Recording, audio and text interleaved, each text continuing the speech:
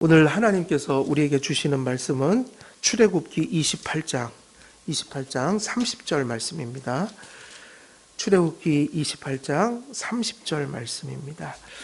제가 봉독해 드리도록 하겠습니다. 너는 우림과 둠밈을 판결 흉패 안에 넣어 아론이 여호와 앞에 들어갈 때에 그의 가슴에 붙이게 하라. 아론은 여호와 앞에서 이스라엘 자손의 흉패를 항상 그의 가슴에 붙일지니라. 아멘. 예. 오늘은 이제 우리가 지난 시간에 전했던 본문 안에서 그 30절 말씀이 이제 남아 있는데요. 그 30절 말씀은 우림과 둠밈에 관련된 말씀이죠. 판결 흉패 안에 넣었던 그 우림과 둠밈. 그래서 하나님께서는 그 우림과 둠밈이라는 것을 판결 흉패 안에 넣으라고 명령하셨습니다. 그래서 우림의 뜻은 빛, 또 밝은 곳, 혹은 불꽃이란 뜻을 가진 우르의 복수형으로 광채, 광이라는 문자적 의미를 갖고 있습니다.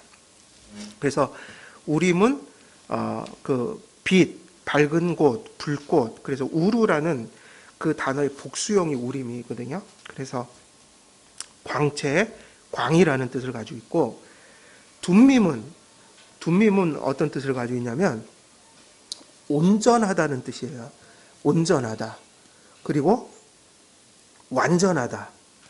그래서 이 완전이라는 뜻을 가진 그 톰이라는 그 단어의 복수형으로 쓰여서 일종의 진리, 이런 뜻을 가지고 있어요.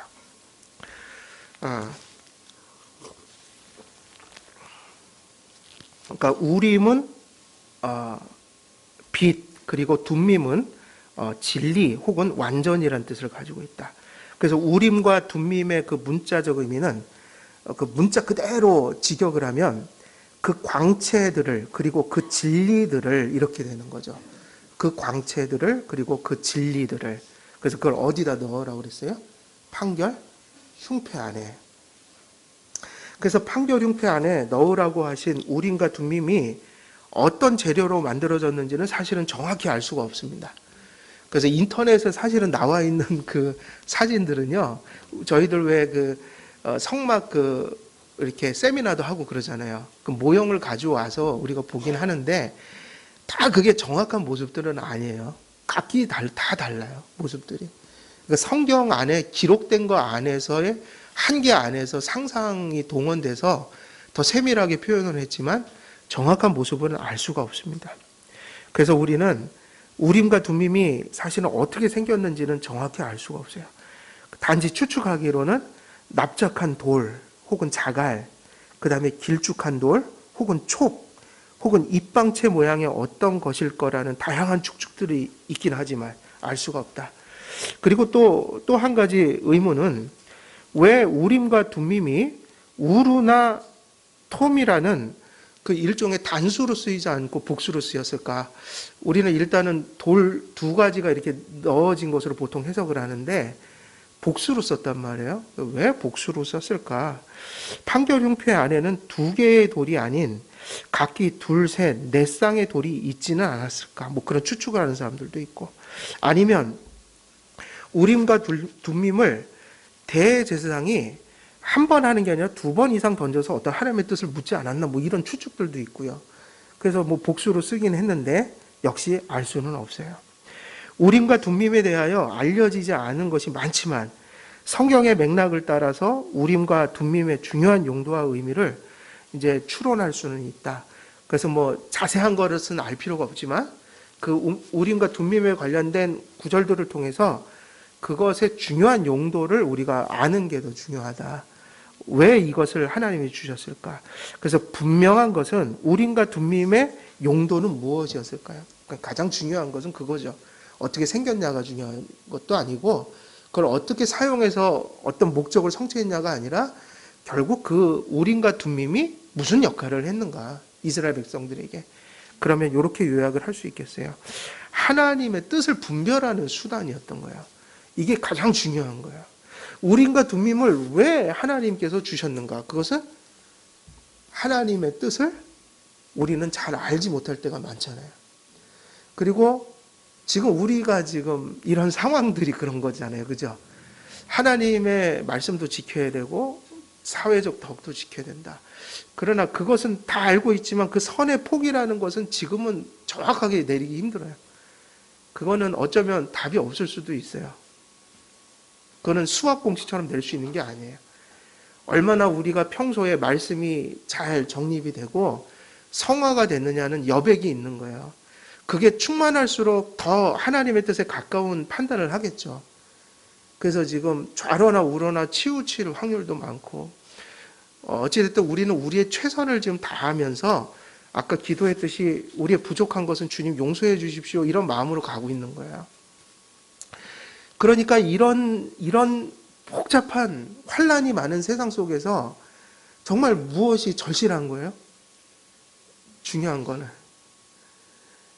하나님 말씀인 거죠. 하나님의 뜻이 뭐냐?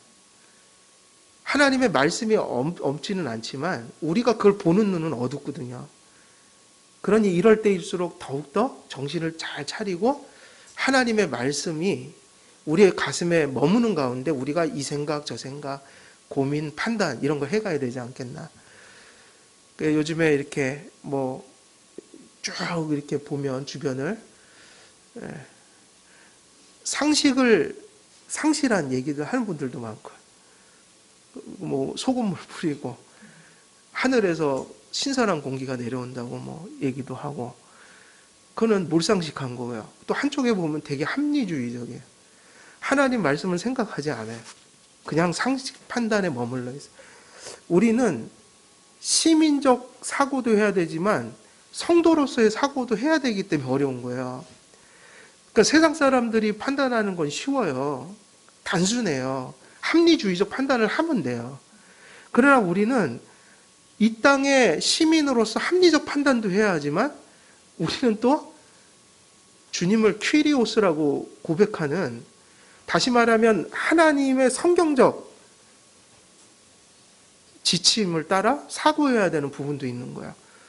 신앙 양심과 사회적 덕을 함께 추구해 가야 된다. 그러니까 사실은 어려운 거죠. 세상 사람들에게는 없는 고민이 우리에겐 있는 거예요. 그러니 이럴 때 우리가 자칫하면 좌로나 우로나 치우칠 수 있잖아요. 그러니까 누구의 지혜가 필요한 겁니까? 하나님께서 말씀으로 하나님 앞에서나 사회 앞에서 어떻게 하는 것이 최선의 길일까? 이런 것들을 조금이라도 더 바르게 판단할 수 있도록 지혜를 달라고 기도해야겠죠. 결국 하나님께서 우리에게 말씀을 주셔야 되는 거예요. 성경적 사고를 할 수 있도록. 그래서 우림과 둠밈이 하나님의 뜻을 분별하기 위한 수단이었다. 그래서 사무엘상 28장 6절을 보면 사울이 여호와께 묻자오되 여호와께서 꿈으로도 우림으로도 선지자로도 그에게 대답하지 아니하심으로 그랬어요. 그러니까 이 우림이라는 게 지금 본문에 등장하는데, 우림이라는 게 결국 무엇 하는 거냐? 사울이 물었다고 그랬잖아요. 무엇을 물었다고 그래요? 하나님 뜻을. 근데 하나님이 무엇으로도 답을 안 했다는 거예요. 지금 신약 시대니까 성경이 완성됐으니까 지금 그것을 바로 그 하나님의 절실한 그 뜻을 성경을 통해서 깨달아야 되지만 구약 시대 때는 성경이 완성되지 않았잖아요. 그러니까 무엇으로 계시를 하셨어요? 꿈이라든지 우림이라든지 바로 이 우림과 둠밈, 그리고 선지자로 직접 직통의 계시를 주셨다. 그러면 구약 시대에 이게 계시하는 방법이었잖아요. 결국 우림이라는 게 어떤 선상에 있는 거예요? 꿈과 우림과 선지자, 그러니까 계시하시는 수단이었다. 그러니까 이게 항상 이스라엘 백성들이 언제 이렇게 물었냐면 힘들 때 물었단 말이에요. 힘들 때, 그죠? 너무너무 힘들 때, 위기가 닥쳐올 때. 그러나 지금은 우리는 꿈도 아니요, 우림도 아니요, 선지자도 없어요, 사도도 없어요. 무엇을 통해서 답을 얻어야 돼요? 성경이요. 종교개혁자들이 오직 성경이라고 했죠. 이럴 때일수록 하나님 말씀을 자꾸 접하셔야 돼요. 그리고 우리가 그동안의 교회가 바로 그 부분이 중요해요. 이런 위기의 상황 때 교회의 그 급하게 나오는 행동들이 그 교회 수준을 얘기하는 거단 말이에요. 그러니까 아까 그 얘기죠. 교회의 민낯이 드러나게 된다. 하나님의 말씀과 하나님의 바른 교리들을 그동안에 잘 적절히 우리가 성숙하게 정립하고 있었다면 훨씬 더 하나님의 말씀에 가까운 어떤 적용점들이 나올 거란 말이에요. 우리는 말씀을 붙들어야 되는 거예요. 매튜 헨리도 이렇게 얘기를 했어요. 우림과 둠밈이 빛과 완전함을 나타낸다고 가르쳤어요. 매튜 헨리는 아까 얘기했듯이 그저 원어적 그대로 해석이에요. 빛, 우림, 빛, 그 다음에 툼밈, 완전함 혹은 진리. 앞에서 언급했듯이 우림은 빛의 의미를, 둠밈은 완전의 의미를 갖죠. 그리고 이 두 의미를 이렇게 해석합니다. 하나님께서 우림과 둠밈을 판결 흉패 안에 넣도록 명령하신 것은 대제사장이 가슴에 달고 있는 12지파의 이름이 새겨진 보석이 물린 판결 흉패에 빛과 완전함을 부여하거나 더하거나 전달하려는 의도였습니다. 가슴에는 무엇을 상징한다고 그랬어요? 제사장의 가슴에 12지파의 이름이 새겨진 보석을 가슴에 달았다. 그러면 이제 우리는 그걸 좀 더 이렇게 해석했죠. 그리스도, 중보자 되신 그리스도께서 우리를 품고 계신다. 소유하고 계신다는 거예요. 연합해 계신다. 근데 그 판결 흉패 안에는 뭐가 들어있는 거예요? 우림과 둠밈이. 그 얘기는 무슨 얘기일까요? 이스라엘 백성에게 빛은 무엇이고 진리는 무엇이고 완전은 무엇인 거예요? 하나님의 말씀이고 뜻인 거죠. 다시 말하면 그 판결 흉패에 새겨진 12지파는 무엇이 그들에게 더해져야 되는 거예요? 하나님의 말씀이 그들에게 주어져야 하나님 백성의 삶을 살아갈 수 있다는 거야.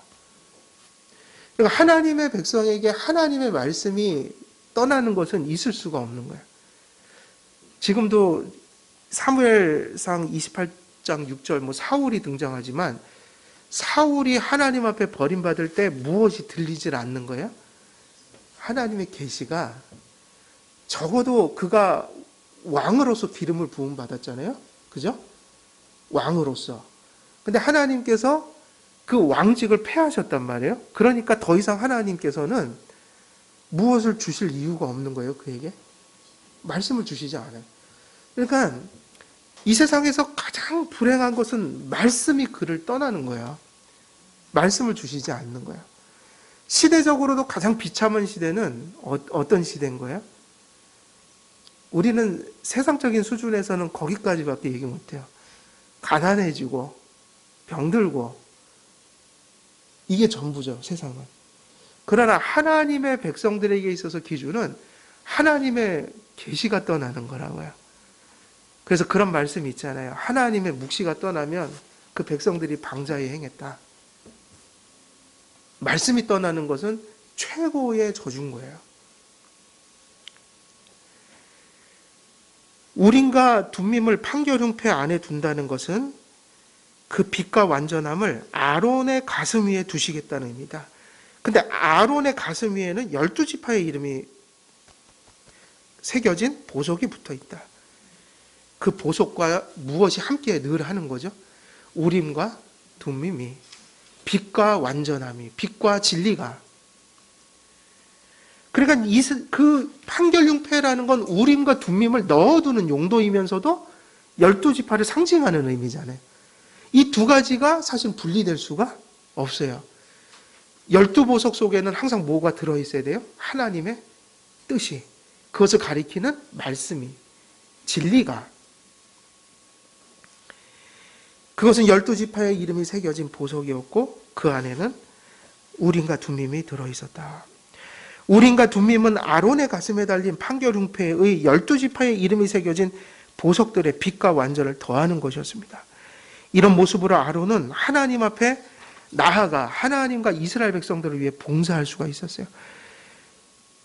판결 흉패에 그 빛과 완전히 부여되고 더하여지고 전달된다는 매튜 헨리의 그 의미를 좀 더 구체적으로 표현하면 하나님께서 사랑으로 선택하신 12지파 곧 이스라엘 백성, 더 나아가 당신의 교회를 말씀의 진리로 조명하시겠다는 의미가 담겨 있는 거겠죠. 12지파를 상징하는 그 주머니 속에 항상 하나님의 뜻을 분별하는 도구를 넣어 놓으신 것은 하나님의 백성으로 받은 자들에게는 그들을 인도하는 무엇을 끊임없이 베푸신다는 얘기예요. 말씀이야. 우리가 이렇게 힘겹고 어려울수록 또 지금 우리가 이런 어려운 지경 가운데 있지만 바로 이런 때일수록 그래서 더욱더 성도님들은 무엇을 붙들어야 돼요? 하나님의 말씀이 이렇게 풀기 어려운 상황 속에서 우리가 어떻게 하는 것이 하나님 앞에서 가장 온전한 길일까? 그리고 이웃들 앞에서 온전한 길일까? 그래서 첫째 돌판을 잊지 마세요. 첫째 돌판. 그리고 둘째 돌판도 잊지 마세요. 하나님을 사랑하며 이웃을 사랑하라. 그런 하나님 안에서 이웃 사람 아니겠어요? 이 모든 것들을 잘 우리가 신중하게 생각하면서 조심스럽게 이렇게 대처해 나가면 또 이때가 지나가고 하나님께는 영광이고 또 세상에는 덕을 세울 수 있지 않겠나. 우리는 좀 그런 소망 가운데 기도해야 하고 또 하나님 앞에 좀 열심을 내서 우리가 하나님 앞에서 자꾸 사고할 수 있도록 의식을 해야 될 시기다. 이런 생각을 하게 되는 것이죠. 한 죄인이 구원을 받고 구원받은 죄인들을 불러 모아 연합시키심으로 발생한 것이 교회라고 할 때 성도가 성도됨이 또 교회가 교회됨이 하나님의 말씀과 성령님의 조명으로부터 시작된다는 것을 우리가 생각해야 합니다. 그들은 말씀을 통해 믿음을 갖게 하시는 성령님의 사역으로 성도가 되고 교회가 되었죠. 말씀으로 부름을 받은 공동체가 교회이기 때문에 교회와 말씀은 분리될 수가 없는 것이죠. 그래서 12보석이 그 박힌 그 달린 그 주머니 안에 우림과 둠밈을 넣어두셨다. 말씀을 조명하심으로 또 성도와 교회를 하나님께 인도해 가시는 분이 우리 그리스도십니다. 72역은 히브리어 성경의 우림과 둠밈을 계시와 진리라고 이렇게 번역을 했어요. 그래서 데로시스, 계시, 그 다음에 알레테이아, 진리. 그래서 우림을 계시로, 둠밈을 진리로 번역했고 또 카일 델리치는 이것을 조명과 완성이라고도 이렇게 번역하기를 했습니다. 그래서 뭐 번역은 약간의 차이가 있겠지만 빛과 완전 혹은 진리, 하나님께서 그러한 용어들을 우리에게 주신 것, 도구를 주신 것은 중요한 것은 하나님의 말씀과 조명이라는 개념 안에서 다 해석이 될 수 있겠죠. 뭐 조금 다양하긴 하지만 이스라엘 백성에게 우림과 둠밈은 그들이 하나님의 백성이 될 수 있는 근거면서 그들이 하나님의 보관에 있는 존재들이라는 증거와 보증이 됩니다. 하나님께서는 말씀으로 찾아와서 이스라엘 백성들에게 말씀하시고 깨우치시고 또 믿음을 갖게 하심으로 구원하시면서 또 그렇게 성화시키시는 분이시죠. 이스라엘 백성들에게 하나님의 계시와 조명을 통해 진리를 수용하게 하십니다. 하나님의 백성들은 하나님께서 그들에게 진리를 계시하시고 성령님을 통해 조명받게 하심으로 하나님의 백성의 무엇을 누리게 될까요? 그래서 카일 델리치는 이 부분도 되게 강조했어요. 우림과 둠밈, 하나님의 백성을 품으셨다. 근데 뭘 주신다? 말씀을 주신다. 그들을 어떻게 보호하시고 이끌어 가시냐면 말씀을 통해서 성령님이 조명하심으로. 그러면 거기서 나오는 결과가 결국 뭐겠어요? 거기서 나오는 결과가 성도의 특권과 권리를 누리는 삶인 거야. 결국 하나님께서 가슴에 보석을 달고 제사장의 가슴에 보석을 달게 하시고 거기다 우림과 둠밈을 넣으시고 그리고 어떤 기능을 하게 하셔서 이스라엘 백성들에게 베풀고자 했던 것은 그것을 통하여 하나님께서 소유한 자들을 말씀으로 인도하시고 보호하시고 이끌어 가시고 복을 내리심으로 그들이 무엇을 누리게 되는 거예요? 그 삶 안에서 말씀의 인도를 받는 삶 속에서 무엇을 경험하게 되는 거예요? 성도만이 누리는 특권, 성도들만의 권리, 하나님 백성의 삶을 살아가는 권리 있죠. 그것을 누리게 한다. 그러므로 카일 델리츠는 우림과 둠밈이 이스라엘 백성의 계몽과 권리에 대한 약속을 상징한다고 이렇게 얘기했어요. 계몽, 깨우치는 거. 깨우쳐서 하나님 백성답게 살아가게 하는 거. 그럼 거기서 무엇을 누려요? 거기에 복이 있단 말이에요. 하나님 백성의 특권과 무엇을? 권리를 누리게 되는 거예요. 하나님의 말씀이 임하지 않으면 하나님 백성의 삶은 나오지를 않아요. 그래서 특권을 누릴 수가 없어요. 하나님께서는 우림과 둠밈을 제사장의 가슴에 달린 판결융패 안에 넣게 하심으로 하나님께서 대제사장들을 통해 이스라엘 백성의 하나님 백성됨을 보호하기 위한 계시와 그에 대한 조명을 주실 것을 보증하셨던 것입니다. 그것을 예표하고 있는 거죠. 그런 의미에서 우림과 둠밈은 궁극적으로 이스라엘 백성에게 계시와 조명을 주심으로 그들을 보호하시고 인도하시는 하나님의 사랑과 이스라엘 백성들의 특권을 상징하게 되는 것이죠. 지금 이 은혜가 우리에게도 있겠어요, 없겠어요? 있죠. 그래서 사실은 힘들기도 했는데 순간순간 감사하기도 했어요. 우리에게는 이 상황들이 지금 외적으로는 이렇게 위축되어 있지만 어쩌면 영적으로 우리가 바르게 이때를 지나면 훨씬 더 우리 교회들이 바르게 될 수도 있을 거라고 생각해요. 그리고 우리 개인적인 삶도 돌아보게 됐어요. 부끄러운 점도 있었고 뭐 여러 가지 생각이 지나갔어요. 하나님의 말씀이 지금도 저는 성도님들을 인도해가고 계신다고 믿어요.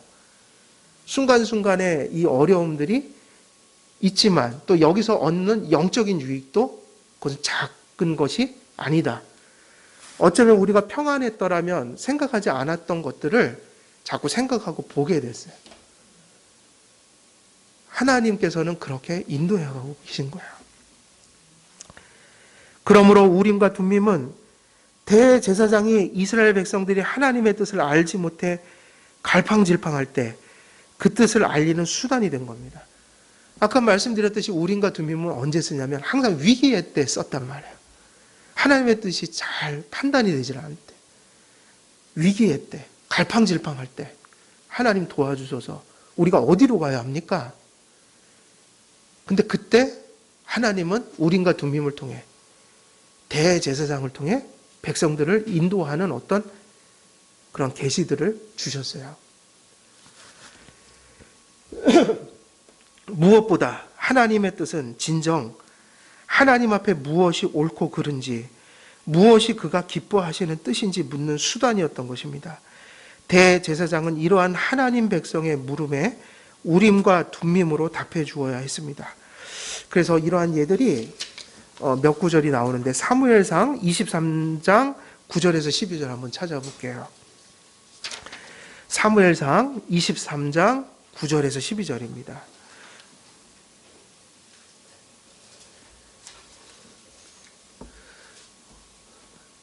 우리 함께 읽어볼까요? 9절부터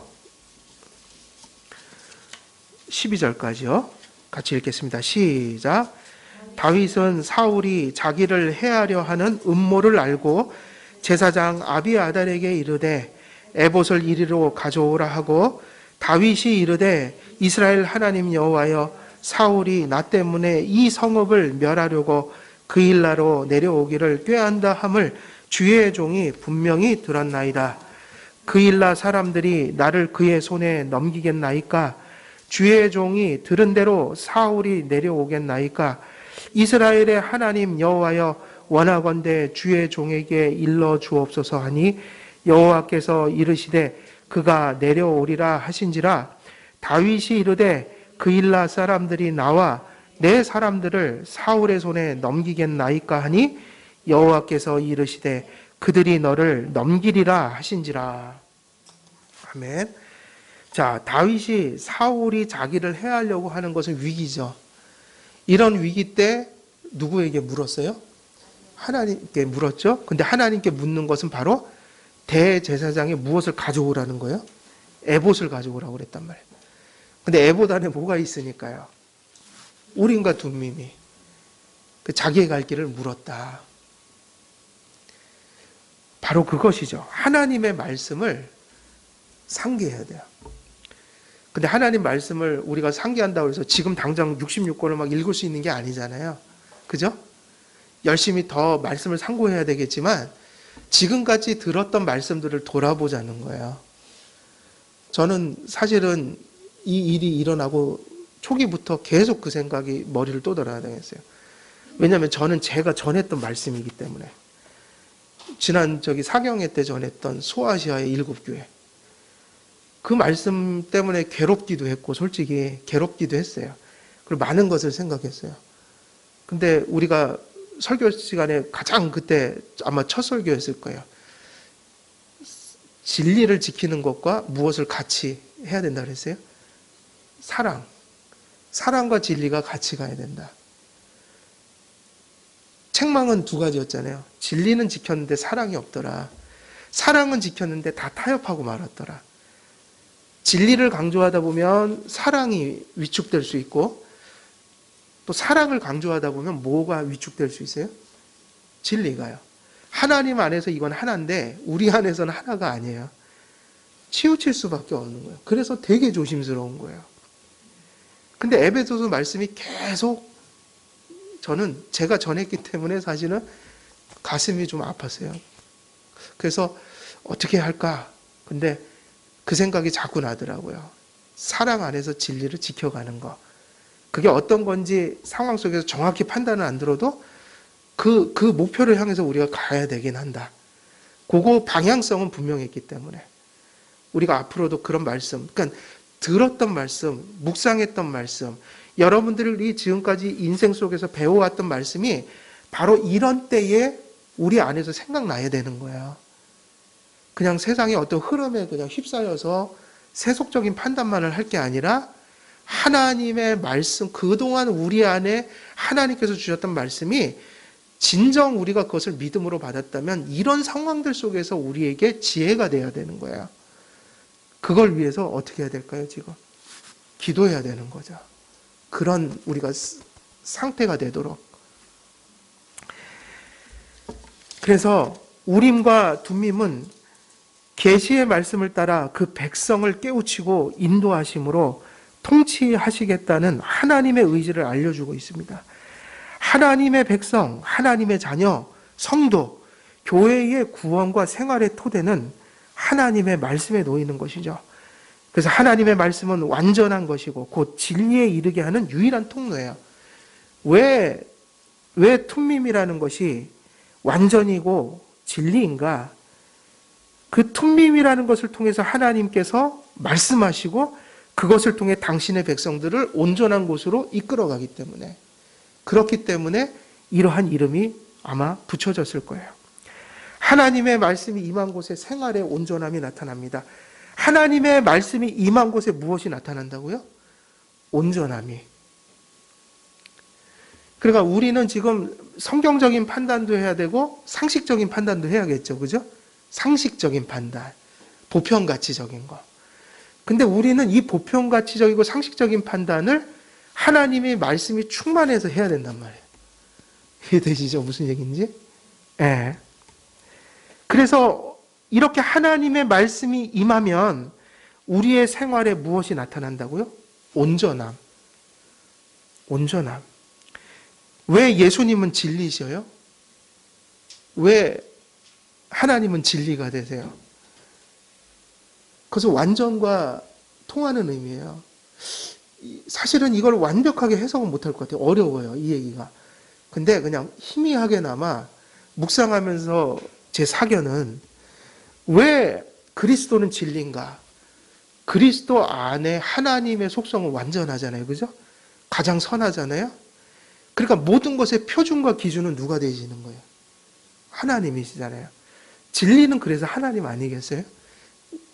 가장 완전한 거, 모든 것의 표준, 그것이 누군 거예요? 예수 그리스도. 그래서 스스로 예수님께서 그렇게 말씀하셨죠. 나는 뭐다? 길이요, 진리고 생명이다. 주님 안에는 완전한 것밖에 없어요. 그래서 우리가 그분을 표준으로 삼아야 돼요. 죄가 실존하고 복잡하고 험한 세상 속에서 성도들이 말씀의 실을 놓친다면 미로에서 길을 잃어버리고 방황하게 되고 만다. 그래서 무엇을 또 꼭 붙들어야 된다고요? 말씀이라는 실.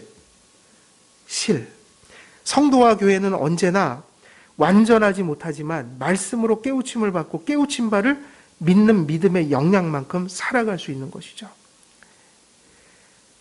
마지막으로 우림과 둠밈이란 원어가 담고 있는 그 의미는 궁극적으로 누굴 가리키고 있을까요? 첫째는 그 하나님의 뜻이라고 그랬잖아요.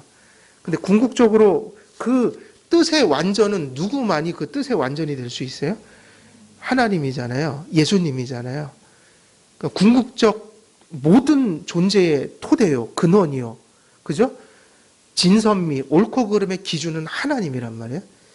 율법이 우리에게 그런 표준이 될 수 있는 것은 하나님의 속성과 성품을 반영했기 때문에 그런 거잖아요. 그죠? 그래서 하나님만이 모든 것의 표준이 된다.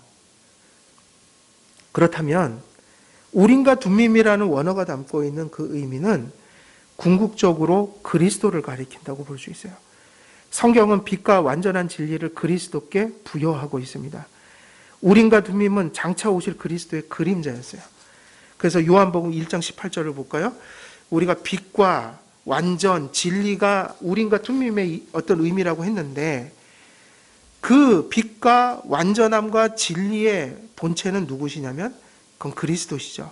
요한복음 1장 18절 같이 읽어볼까요? 시작. 본래 하나님을 본 사람이 없으되 아버지 품속에 있는 독생하신 하나님이 나타내셨느니라.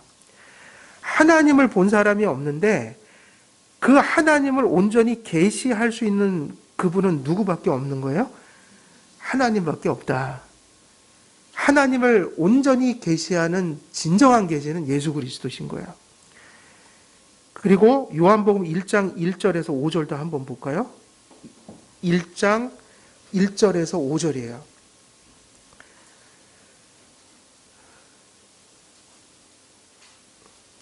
우리 함께 읽겠습니다. 시작. 태초에 말씀이 계시니라. 이 말씀이 하나님과 함께 계셨으니 이 말씀은 곧 하나님이시니라. 그가 태초에 하나님과 함께 계셨고 만물이 그로 말미암아 지은 바 되었으니 지은 것이 하나도 그가 없이는 된 것이 없느니라. 그 안에 생명이 있었으니 이 생명은 사람들의 빛이라. 빛이 어둠에 비치되 어둠이 깨닫지 못하더라. 성경은 진정한 빛, 이게 물리적 빛이 아니잖아요. 그죠? 빛의 근원은 누구시라고 그랬어요? 그것은 말씀, 예수 그리스도시다. 그분은 구원의 빛이며 구원받은 자들이 살아갈 또 유일하게 그들이 걸어야 할 길이 되시는 기준이 되신다. 구원의 완전한 계시는 오직 그리스도십니다.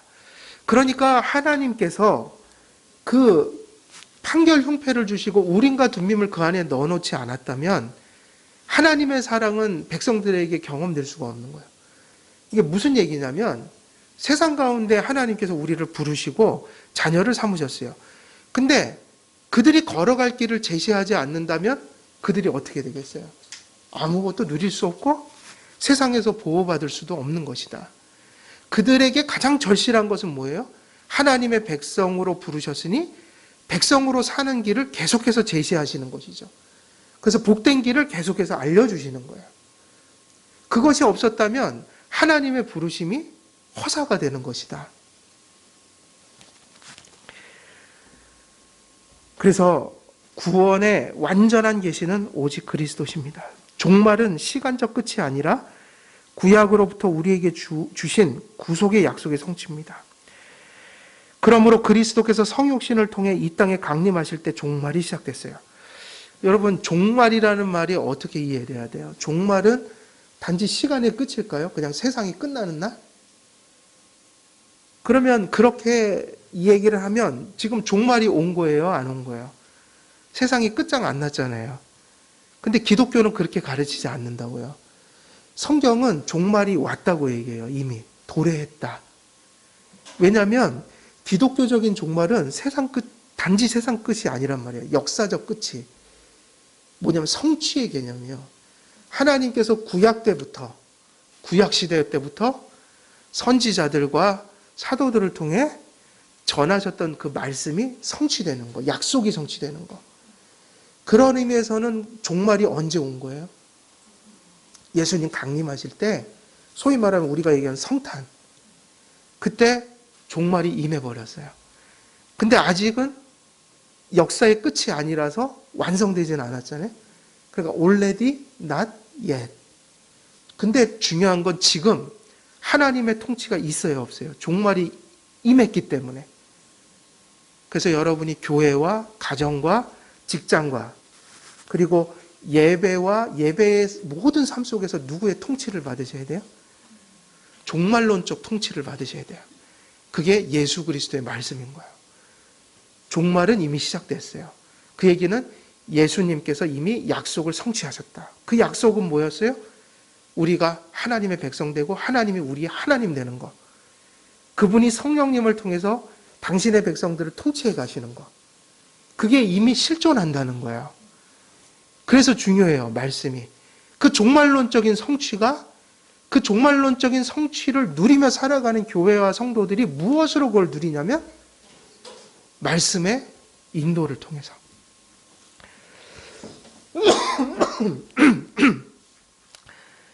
그러므로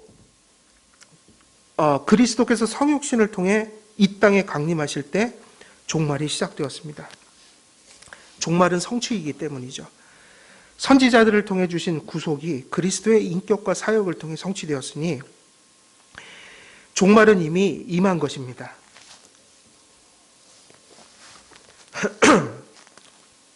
그리고 그 종말은 완전을 향해 가고 있습니다. 그리스도께서 재림하실 때 종말의 성취는 완전해질 것입니다. 하나님의 완전한 통치가 성도들에게 나타날 것이고 성도들은 부활과 영화에 이를 것입니다. 죄 없는 새하늘과 새 땅이 완성될 것입니다. 그러므로 종말은 이미 도래했지만 아직 완성되지는 않았다는 의미로 already not yet. 이미 그러나 아직이라는 말을 사용하는 것이죠. 그런 의미에서 마지막 날에 하나님께서는 그리스도를 통하여 우리들에게 하나님 자신과 하나님의 뜻을 알려주셨다. 그러니까 종말이 임했다는 얘기는 우리에게 어떤 복이 임한 것이냐면 말씀을 통하여 하나님과 그분의 뜻과 그분의 구속이 우리에게 알려졌고 이제 그것이 우리에게 적용되기 시작했다. 그 의미인 거예요. 그래서 요한복음 1장 18절에 보면 본래 하나님을 본 사람이 없으되 아버지 품속에 있는 독생하신 하나님이 나타내셨느니라. 이게 종말의 시작이었던 거예요. 이 은혜가 우리에게 머물고 있다. 하나님께서 마음으로 품으신 자들에게 때가 되매 예수님을 통하여 자신과 구원을 계시하신 것입니다. 흑암의 땅에서 모두가 길을 잃고 방황하고 범죄하며 사망의 길을 갈 때에 우림과 둠밈이 뜻하듯 예수 그리스도께서는 빛이 되어 어둠을 비추어 갈 길을 보게 하셨죠. 눈멀어 또 어둠에 휩싸여 보지 못하는 자들에게 빛으로 보게 하셨고 이제 하나님 나라를 향하여 이끌어가고 계신 거예요. 근데 바로 그 수단이 뭐라는 거예요? 빛이고 진리고 완전이죠. 그것은 우리가 말씀이라고 얘기할 수 있는 거예요. 예수님께서 어둠에서 길을 잃은 자들에게 길이 되어 주십니다. 그러니까 하나님의 말씀이 임하지 않으면 우리는 뭐를 잃게 되는 거예요? 길을 잃게 되는 거예요. 그리고 더 이상 뭐를 보지 못해요? 갈 길을 보지 못하게 된단 말이에요. 그래서 우리는 말씀을 사모해야 돼요. 예수님께서는 진리를 드러내셨습니다. 그리고 그 빛으로 비추시고 길이 되어 주심으로 우매한 죄인들이 생명을 얻을 수 있게 하셨어요. 예수님께서는 길이요 진리요 생명이 되어 주신 것입니다. 예수 그리스도의 구속의 토대 위에 당신의 백성들에게 성령을 보내주셔서 지금도 말씀을 들려주시고 성령님의 조명을 통해 깨닫고 믿게 하심으로 당신의 백성들에게 생명을 베푸십니다. 그리스도께서는 성도들의 빛인 동시에 완전한 진리이신 것이죠. 예수 그리스도께서는 죄인을 하나님 아버지께 인도하십니다. 그리고 하나님의 구원을 바라보게 하시죠. 그리고 이를 통해 죄인에게 믿음을 주시고 회개의 마음을 주심으로 생명을 붙들게 하십니다. 본문 30절에서 이렇게 기록하므로 하나님의 판결 흉패 양식의 지시를 마칩니다. 너는 우림과 둠밈을 판결 흉패 안에 넣어 아론이 여호와 앞에 들어갈 때에 그의 가슴에 붙이게 하라. 아론은 여호와 앞에서 이스라엘 자손의 흉패를 항상 그의 가슴에 붙일지니라. 그리스도께서는 완전한 진리로서 생명으로 가는 길을 비추는 빛이 되셨습니다. 대제사장들이 이 우림과 둠밈을 넣어둔 판결 흉패를 가슴에 달고 하나님께 나아가 그를 섬겨야 했죠. 마음은 인간 존재의 중심이며 영적 생명의 중심이에요. 대제사장이 가슴에 판결 흉패를 달고 하나님께 나아가서 봉사하는 그 모습은 그리스도께서 그 백성들을 어떻게 하셨다는 의미라고 그랬죠? 가슴에 품으셨다는 의미다. 그리스도의 마음에는 성도들이 있고 그분의 교회가 있습니다.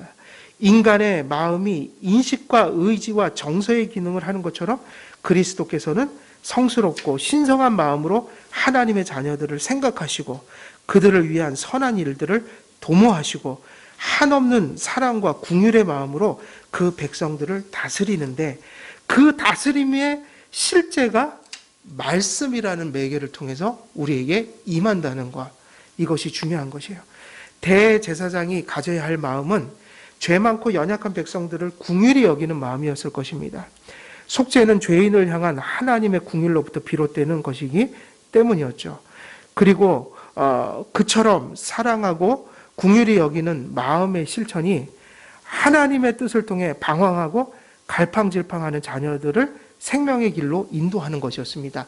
그 하나님의 마음이 뭐냐면 갈팡질팡, 항상 그럴 수밖에 없는 우리들, 죄성이 있고 하나님의 그 진리를 인식하는 데 한계를 가진 우리들, 그리고 아직은 보이지 않는 세계보다는 보이는 것이 훨씬 더 우리를 강력하게 붙들고 있는 이런 상황들 속에서 하나님께서 이런 갈팡질팡하는 사람들을 어떻게 해요? 친히 찾아와 말씀의 빛으로 성령님의 조명으로 깨우쳐서 또 더 선한 길로 인도해 가시는 그 긍휼의 마음, 그것이 우림과 둠밈 속에서 담겨 있었던 하나님의 마음이었다. 이것을 우리가 기억할 필요가 있는 것이죠. 그러므로 판결 흉패 안에 하나님의 뜻을 분별하여 백성들을 깨우치는 그 우림과 둠밈을 두게 하신 것입니다. 이스라엘 백성들은 언제나 이렇게 속이 타들어가고 갈팡질팡할 수밖에 없는 상황에서 늘 그렇게 물었던 거예요.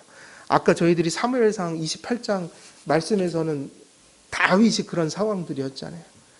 목숨이 위태했잖아요. 사울이 아무런 죄가 없는 다윗을 무고하게 죽이려고 들었잖아요. 그런 상황들 속에서 다윗이 할 수 있는 것이 아무것도 없었다고요. 다윗도 갈팡질팡했을 거예요.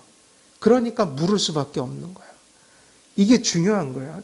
우리의 힘으로 살아가지 못한다는 사실. 이거를 아는 사람들이 누구에게 찾아가는 거예요? 이스라엘 백성들이 너무 힘들고 그렇게 어려울 때 누구에게 찾아가요? 대제사장에게. 그러면 대제사장은 무엇을? 하나님의 뜻을 전달함으로 그로 하여금 하나님의 길을 걸어갈 수 있도록 인도해 주시는 것. 이것이 우림과 둠밈 속에 있는 하나님의 사랑이고 또 긍휼인 것이죠. 하나님께서 당신의 말씀을 계시하고 조명하신 곳에 그분의 백성이 존재합니다. 하나님의 말씀을 계시하고 조명한 곳에 누가 존재한다고요? 하나님의 백성이 존재한다. 그러므로 하나님께서 당신의 말씀을 들려주시고 깨닫게 하시고 믿게 하시는 곳에 하나님 백성의, 아까 카일 델리치가 말했듯이 하나님 백성의 특권과 뭐가 있는 거예요? 권리가 존재하게 되는 거예요. 그러므로 우림과 둠밈을 넣은 판결흉패를 가슴에 지니고 하나님 앞에 나아가는 대제사장의 행위는 이스라엘 백성의 권리를 보증하고 보호하는 의미를 담고 있는 것이다. 이제 결론을 지으면 성도들은 우리가 하나님의 그 마음에 품어진 사실을 확신하고 또 감사해야 합니다. 그리고 그 사랑과 긍휼의 구체적인 하나님의 행위가 우리에게 계시를 베푸시며 깨닫고 믿게 하시는 곳에 나타난다는 그 사실을 깨달아야 하는 것이죠. 그래서 여러분이 하나님 백성의 특권을 누리고 권리를 누리셔야 돼요. 세상 사람들은 이 어려움을 고독 가운데 걸어가는 거예요. 홀로 자기 힘으로. 그러나 성도들은 누가 함께 하세요? 하나님이 함께 하세요. 그 특권을 우리가 누려야 돼요. 그 누린다는 건 뭐예요? 하나님 말씀을 의지하시란 말이에요. 그리고 기도하시란 말이에요. 기도야말로 큰 특권 아니겠어요? 아무나 기도할 수 있는 게 아니에요. 우리가 힘들 때 하나님 도와주세요 하는 건 엄청난 특권이에요. 우리의 그 부르짖음을 들으시는 거는. 그건 예수님이 피 흘려서 우리를 용서했기 때문이고 하나님 아버지가 우리를 자녀로 대해주시기 때문에 우리가 힘들 때 부르짖으면 그분은 들으신단 말이에요. 그게 무슨 특권이에요? 하나님 백성의 특권이다. 그럼 여러분도 부르짖으시란 말이에요. 그죠? 꼭 무슨 이벤트처럼 그렇게 하는 게 아니라 교회에서 또 가정에 돌아가시면 골방에서 그게 생활이 돼야 돼요. 생활이. 하나님 도와주세요. 힘들어 죽겠어요. 하나님. 너무 힘들어요. 도와주세요. 근데 우리 특권이에요. 하나님은 그 부르짖음을 들으신단 말이에요. 하나님께서는 암흑 같은 세상에서 당신의 자녀들을 그리스도의 빛과 완전한 진리로 비추시고 인도하십니다. 그래서 길을 잃지 않게 하시고 끝내 하나님 나라의 완성에 참여하게 하시는 것입니다. 그러므로 성도들은 하나님의 말씀을 사모하고 진정한 마음으로 믿고 순종해야 하는 것입니다. 그런 일들이 실존하는 곳에 성도의 지위도 있고 특권도 있고 권리도 나타나는 것입니다. 하나님께서 향하여 말씀하시고 깨닫게 하시고 믿게 하실 때 그곳에 생명이 나타나고 자라가고 있는 것이죠. 그래서 이제 말씀을 맺으면 정리하면 판결흉패 첫째는 뭐예요? 하나님의 소유. 그 소유한 자를 어디에 품으셨다? 그죠? 12보석을 흉패에 달았다. 근데 그 흉패 자체가 뭐였어요? 주머니였다. 중요한 용도는 이걸 넣는 거잖아요. 우림과 둠밈. 하나님의 백성은 말씀으로부터 시작되고 그 백성의 보존과 삶이라는 것은 역시 하나님의 말씀과 성령의 조명하심 속에 가능한 것이다. 성도님들을 향하여 늘 말씀하시는 분이 누구세요? 하나님이시다. 그래서 여러분들이 늘 하나님의 말씀을 주시하고 듣고 청종하며 그리고 성령님의 조명하에서 그렇게 말씀의 인도함을 받는, 그래서 하나님의 백성과 말씀이 분리가 될 수 없는 관계 속에 있다는 것을 생각하면서 우리 대제사장 되신 그리스도께서 지금도 길이요 진리요 생명이신 그분께서 우리의 구체적인 상황들 속에서 그렇게 길이 되시고 진리가 되시고 빛이 되셔서 말씀으로 우리를 인도해가고 계신다는 거 우리가 꼭 확신하고 또 붙들고 의지해서 여러분의 인생 속에 또 혹은 지금 우리가 겪고 있는 이 모든 일들을 잘 이기고 또 승리하시는 여러분 되시기를 주 예수 그리스도의 이름으로 축원드립니다. 기도하겠습니다. 살아계신 하나님 아버지, 오늘도 우리에게 말씀을 주시니 감사를 드립니다. 전한 말씀들이 심령 속에 깨달아지게 하시고 또 확신 가운데 믿어지게 하셔서 우리가 이 험한 세상 나그네 인생 살아가는 동안 그 말씀으로 이기고 또 우리의 믿음이 하나님을 향하여 견고히 보호받고 보존되는 역사 있게 하여 주시옵소서. 그리고 주께서 주신 말씀을 통해서 언약의 복과 약속들이 성취되고 그를 통하여 기뻐하며 감사하며 하나님 앞에 영광 돌리는 복된 일들이 가득할 수 있도록 또한 하나님 역사해 주시옵소서. 예수 그리스도의 이름으로 기도드리옵나이다. 아멘.